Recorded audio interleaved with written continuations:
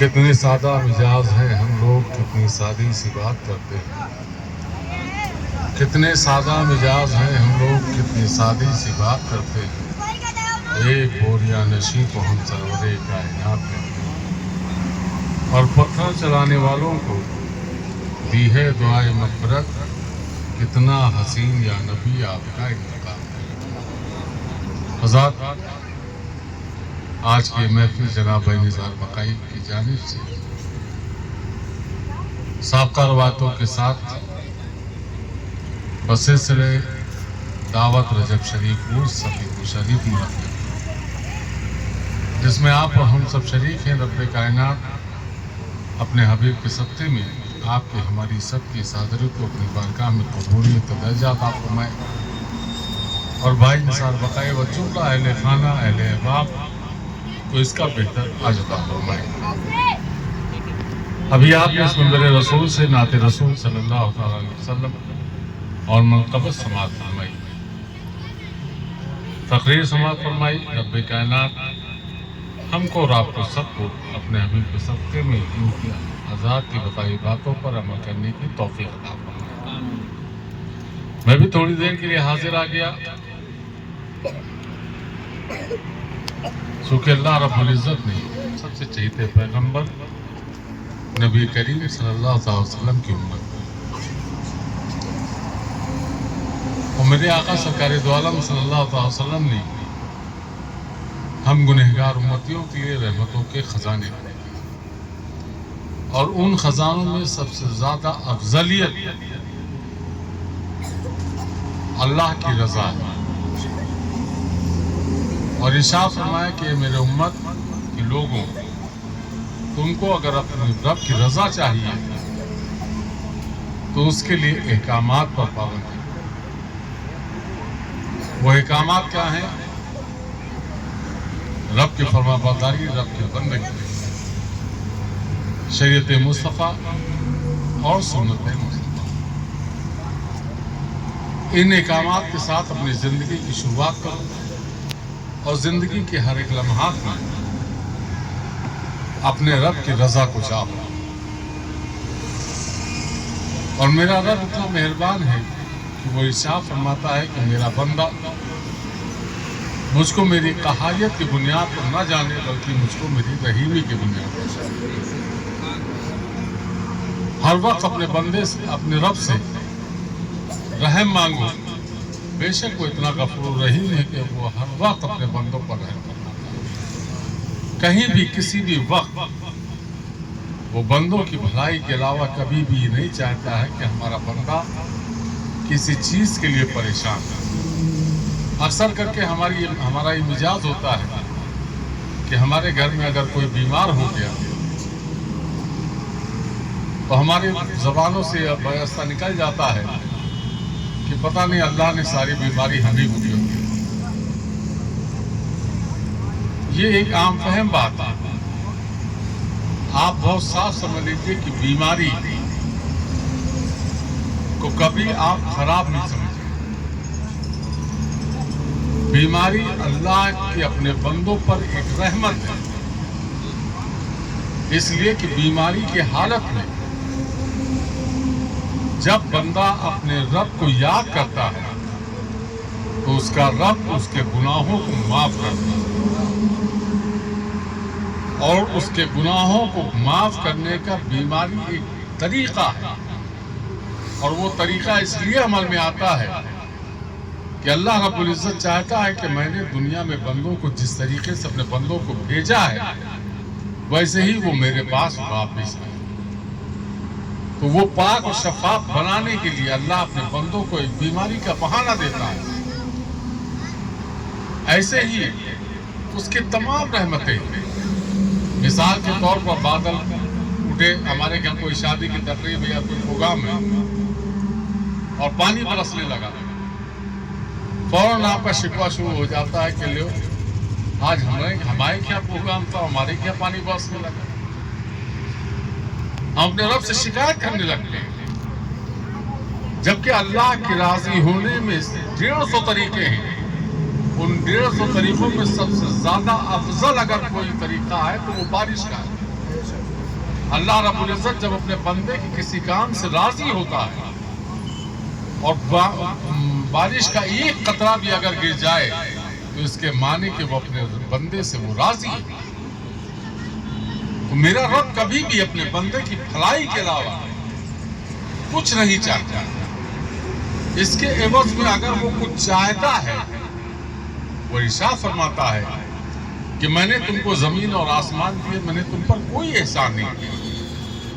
میں نے تم کو ہوا اور پانی دیا, میں نے تم پر کوئی احسان نہیں کیا. میں نے تم کو پھول پھل رزق دیے, میں نے تم پر کوئی احسان نہیں کیا.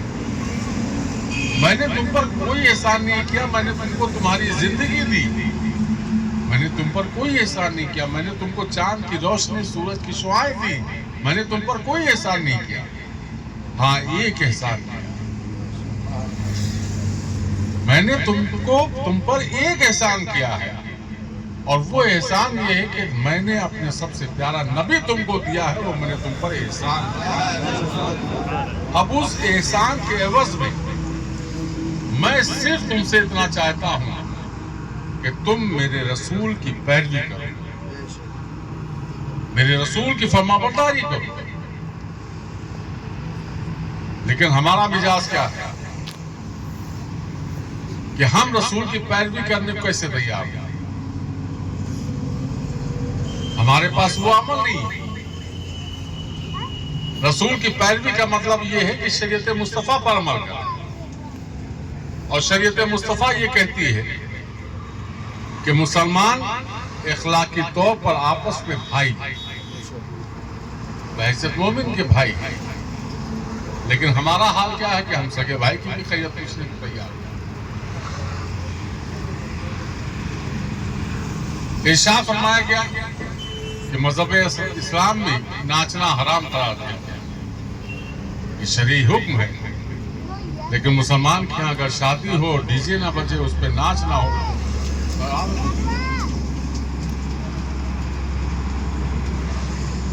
یہ ہمارے عمل ہے. اور اس عمل کے ساتھ ہم چاہتے ہیں کہ ہمارا رب ہم سے راضی. ہم احسان کہاں پائے؟ ہم تو احسان سے کوسوں دور چلے گئے. رب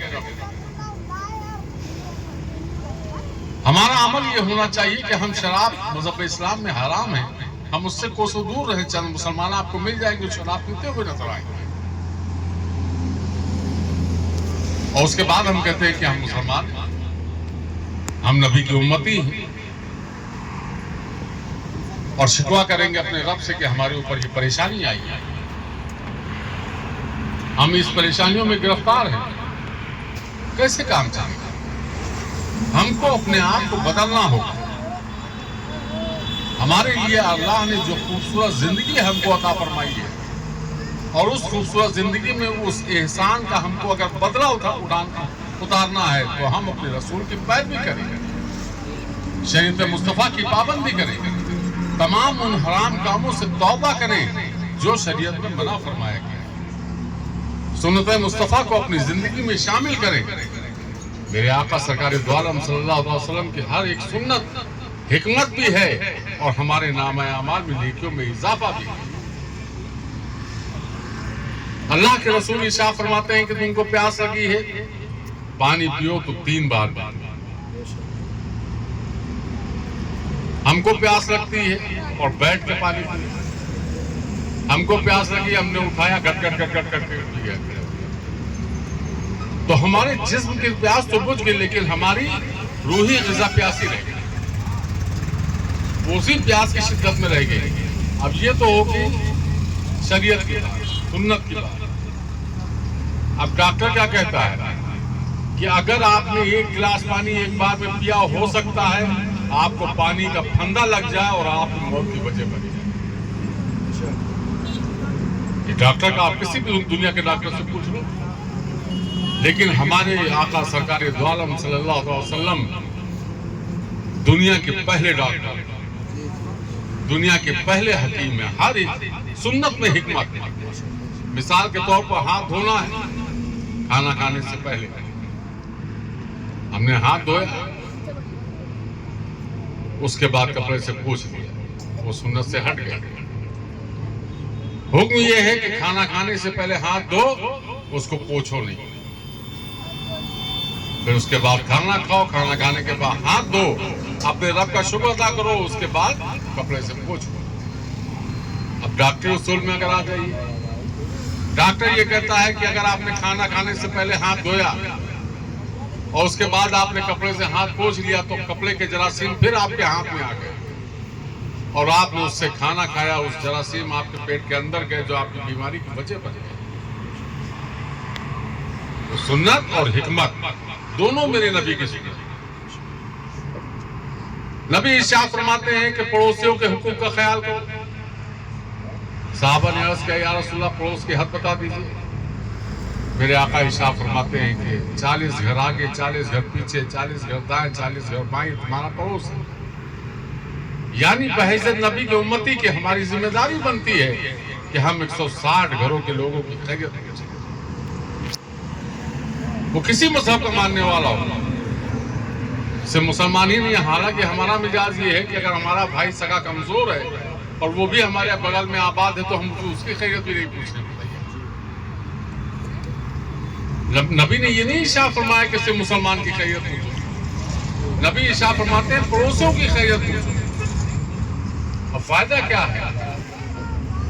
اللہ رب العزت ارشاد فرماتا ہے کہ جس مومن کے جنازے میں 40 مومن سچے دل کے ساتھ اس کی مغفرت کے لیے دعا کرتے میں اس کی مغفرت فرما دیتا ہوں۔ اب جب 160 گھر کی آپ خیریت پوچھو گے اور جب دنیا سے آپ رخصت ہو گے تو 160 گھر کے لوگ آپ کے دروازے پر آئیں گے،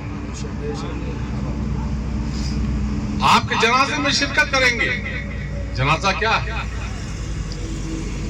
مغفرت کی دعائی تو ہے۔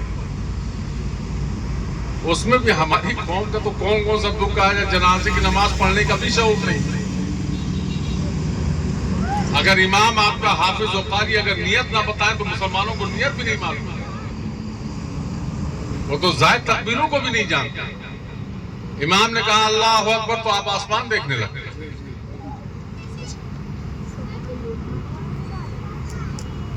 آسمان تو دیکھنے کا حکم نہیں آیا ہے۔ امام جب زائد تکبیر کہتا ہے اس نے کہا اللہ اکبر، آپ نیت باندھے ہوئے آپ نیچے کی طرف دیکھیں، اوپر دیکھنے کی ضرورت نہیں ہے۔ جنازے کی نماز میں امام نے کہا السلام علیکم رحمت اللہ، آپ ایک ہاتھ چھوڑتے جائیے اور سلام پھیرتے جائیے، تو ہم تو صفیں دیکھنے لگتے ہیں کہ کتنے لوگ کھڑے ہیں سب۔ دوسری طرف منہ پھیرا، دوسری طرف بھی ہم نے یہی دیکھا کہ ہاں کون کون ہے کہ کون کون نہیں ہے۔ اب جو نہیں ہوگا اس کے لیے پتہ کریں گے، جو ہمارے کیا مٹی میں کاہری ہے جناب پڑھ رہے مغفرت کی دعا اور دل میں رکھے میں بغض کہ ہم اس پیسے ہی دیکھیں۔ یہ ہماری قوم کا حال۔ اگر میں غلط کہوں تو آپ مجھ کو پکڑ سکتے ہو، ایسا نہیں۔ اللہ کے واسطے اللہ نے بڑی خوبصورت زندگی دی ہے، ان عمل سے آپ باہر اپنے رب کی فرما برداری کو محبت اور اخلاق کے ساتھ رہنے کا سلیقہ اپناؤ اور تمام ان حرام کاموں سے بچنے کی اور بچانے کی اللہ تم کو توفیق عطا فرمائے۔ بہت خراب دوروں سے ہم گزر رہے ہیں۔ آج ان حرام کاموں کا نتیجہ یہ نکلا ہے کہ جب آپ شادی بیاہ کی تاریخ رکھتے ہیں تو 3، 13، 23، 8، 18، 28 اور قمر اقرب اور سعد و نحس، حافظ فہیم اور جتنے یہ حفاظ خدا بیٹھے ہیں، حافظ مشیر، ان لوگوں کو باقاعدہ تاکید کی جاتی ہے کہ جنتری لے کے آنا، اور جنتری میں سعد و نحس ضرور دیکھ لینا، قمر اقرب ضرور دیکھ لینا۔ تاریخ ہو گئی، اب سب کچھ آپ کی مرضی کے مطابق ہو گیا، شادی بھی ہو گئی، ہفتہ 10 دن کوئی طریقے سے کٹا، اس کے بعد حافظ فہیم کے پاس پہنچے، حافظ جی کوئی بڑھیا تعویذ والا بتائیے۔ حافظ فہیم نے پوچھا کیوں؟ کہنے ہماری بہو بہت ناقص مل گئی، اس نے گھر میں آتے ہی بٹوارا کرا۔ سب کچھ تو آپ نے دیکھا تھا، 7 10 آپ نے دیکھا تھا، 3 13 23 آپ نے دیکھا تھا، 8 18 28 آپ نے دیکھا تھا، ڈی جے آپ نے بجوایا تھا، ناچ آپ نے کرایا تھا، تو بہو کون سا جادو کی چھڑی لے کر کے آئی جو اس نے آپ کے لڑکے کو، جو آپ کا بچہ 18 سال 19 سال 20 سال 22 سال 25 سال آپ کے پاس اس نے پرورش پائی، آپ کے ساتھ وہ رہا، آپ نے اپنے خون اور پسینے کی محنتوں سے اس کی جوانی کو پروان چڑھایا، وہ کیوں پل بھر میں آپ سے نافرمان ہو گیا؟ اس بات کو ڈھونڈنے کی کوشش کریں کہ ایسا ہوا کیوں؟ تو جب اس کو آپ ڈھونڈیں گے تو سب سے بڑی غلطی آپ کے سر آئے گی، کیونکہ آپ نے اس کو وہ دین دیا ہی نہیں جو نبی کریم صلی اللہ علیہ وسلم نے ہم کو دین عطا فرمایا۔ اگر ان ڈیجوں کی جگہ پر وہ کمن اقرب و سعد و نحس کو دیکھنے کے بجائے آپ یہ بتاتے کہ ہمارے دین میں ان کی کوئی گنجائش نہیں ہے، ہم جس دین میں زندگی گزارتے ہیں اس میں باپ جنت کا دروازہ ہے، ماں کے پیر کی جنت ہوا کرتا ہے، تو وہ بچہ یہ جانتا کہ اگر ہم نے، اور میں بات بہت صاف کر دوں، جتنے نوجوان بیٹھے وہ بھی سن لیں کہ دنیا میں چاہے جتنے بڑے عبادت گزار ہوں، چاہے ہر وقت تہجد ہی کیوں نہ پڑھتے رہے، نفل نماز پڑھتے رہے، ظہر عصر مغرب عشاء سب پڑھتے رہے، لیکن اگر ان کے ماں باپ ان سے راضی نہیں ہیں تو وہ ساری عبادت ان کے منہ پہ مار دی جائے گی، کوئی عبادت ان کے کام نہیں آئے گی۔ اور آپ میں سے کوئی یہ نہیں چاہتا ہوگا کہ ہمارا بیٹا جہنم میں جائے، کوئی چاہتا ذرا بتائیے؟ کوئی نہیں چاہتا ہے۔ تو آپ اپنے بیٹوں کو اگر جہنم سے بچانا چاہتے ہیں تو ماں باپ کی ذمہ داری بنتی ہے کہ ان کو وہ دین بتائیں کہ جس میں باپ اور ماں کی خدمت کے لیے سب سے پہلے حکم دیا گیا۔ میرے آقا ارشاد فرماتے ہیں کہ اے صحابہ، جب کبھی تم کو موقع ملا کرے تو جنت کی کیاری کے حصے میں بیٹھ جائے گا۔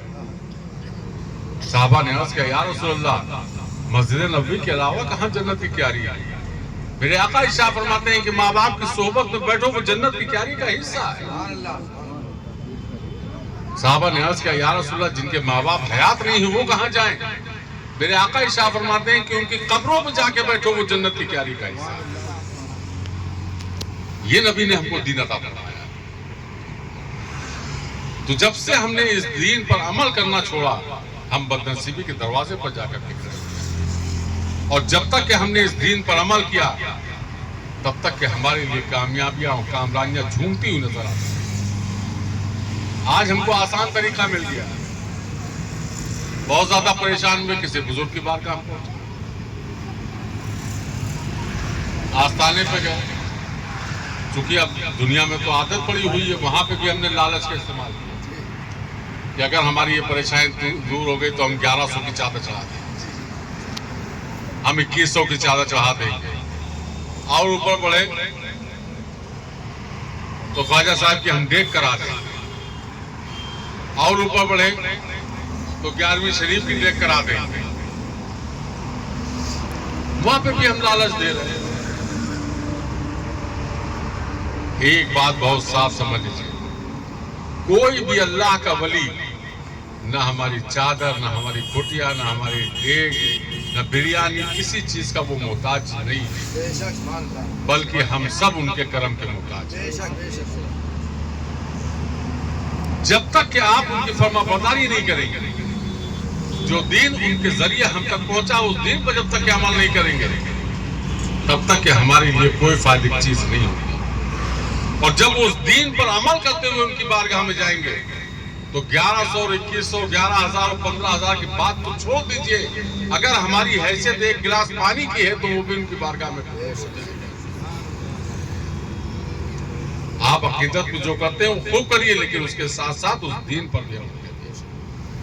ہم لوگ جس شہر سے وابستہ ہیں، ہمارے شہر شمالی ہند کے عظیم روحانی پیشوا آقائے و مولائی مرشدی و حبیبی حضور حضرت سید شاہ الحاج محمد مشہود اللہ عرف عبدالعلیم صاحب قبلہ بقائی آسینی سمہ صفی پوری امتدوان نے، اور ان کے لخت جگر نور نظر حضور حضرت سید شاہ الحاج محمد شاہد اللہ عرف عبدالعلیم صاحب قبلہ بقائی گولوی سمہ صفی پوری امتدوان نے ہم کو یہی مشن عطا فرمایا کہ دین کا اگر تم کو کام کرنا ہے تو کرنے گنج کی سرزمین پر ایک ایسا دینی قلعہ عطا فرمایا جس کو دنیا نے دارالعلوم یتیم خانہ صفیہ کے نام سے.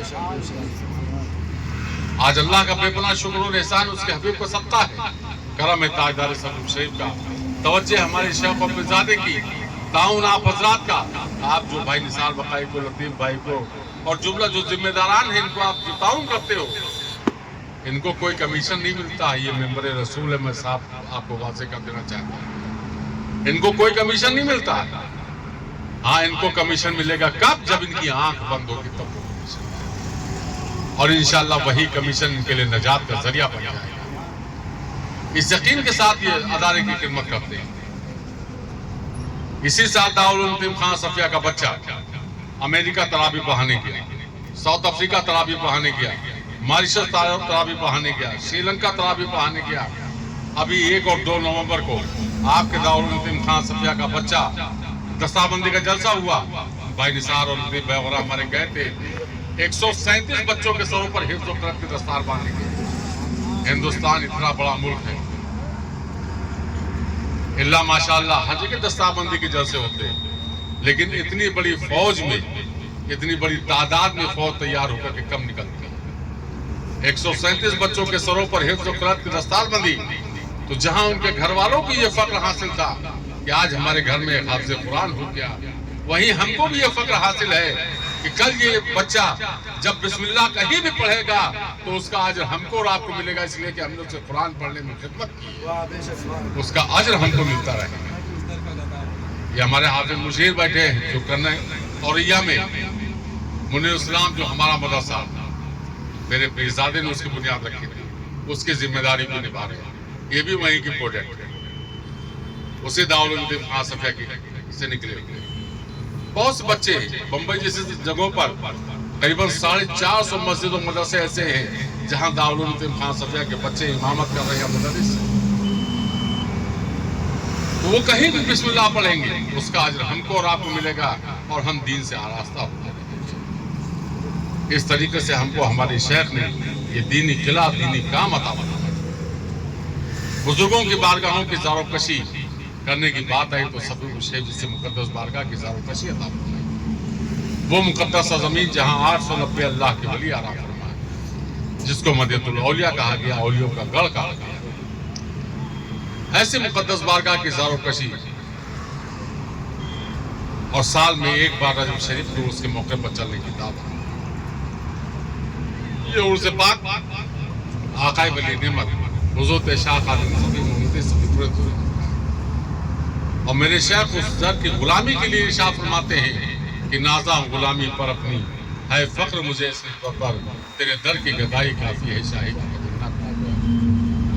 وہ در ہے کہ جہاں پہ بہت سے لوگوں نے مردہ بچوں کو زندگی پاتے ہوئے بھی دیکھا، بے اولادوں کو اولاد پاتے ہوئے بھی دیکھا، بیماروں کو شفا ملتے ہوئے بھی دیکھا. تو جب جو عقیدے کے ساتھ، جس پابندی کے ساتھ جو گیا، وہ خالی دامن گیا اور بھر کے دامن گیا.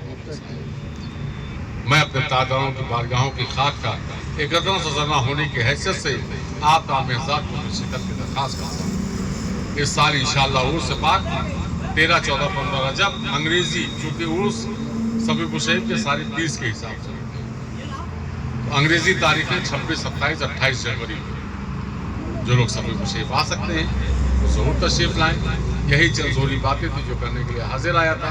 چونکہ ٹھنڈ کا موسم ہے اور ابھی مجھ کو مغرب کے بعد رات کو بھی پہنچنا ہے. ٹھنڈک میں بہت زیادہ دیر تک بیٹھانے کا کوئی مطلب نہیں. بات تھوڑی ہو لیکن اگر سمجھ میں آ جائے تو آپ کے بیٹھنے کا بھی مقصد حل ہو جائے گا، ہمارے آنے کا بھی مقصد. کوشش اس بات کی رہتی ہے کہ اللہ رب العزت ہم سے وہ کام لے جس سے وہ راضی ہو، اس کا رسول راضی ہو. اللہ رب العزت ہم کو اور آپ کو سب کو اپنے حبیب کے صدقے میں اپنے نبی کا سچا فرما بردار، نبی کا سچا امتی بنا دے، اور ہم سے احکامات شریعت پر عمل کرنے کے ہم سب کو توفیق عطا فرمائے، اور تمام برائیوں سے ہم کو بچنے کی توفیق عطا فرمائے. انہی باتوں کے ساتھ میری بات ختم. السلام علیکم. در اٹھائیے.